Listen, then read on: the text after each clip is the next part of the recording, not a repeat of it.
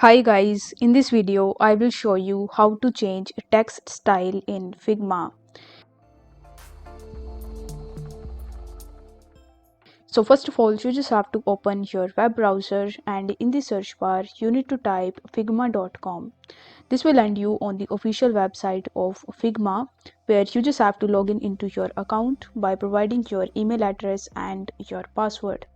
Now once you're successfully logged in, by default you will be on the dashboard of Figma, where you are going to see your recently viewed files. So you just have to select that particular file in which you want to change your text style. After selecting it, you just have to type anything and then you just have to select the text that you want to change the style on. Once you have selected it, in the right hand side you are going to see this text tab, and just underneath it you are going to see the style of the text. Now in order to change it, you simply need to click on it, and once you do this you will be able to see all of the fonts that are available in Figma.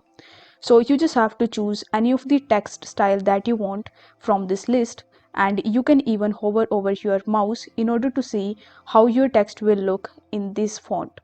So you just have to select the font that you want, and then you just have to simply click on it in order to use it in your project. If the video was helpful, then don't forget to like this video and subscribe to the channel. Thank you so much for watching.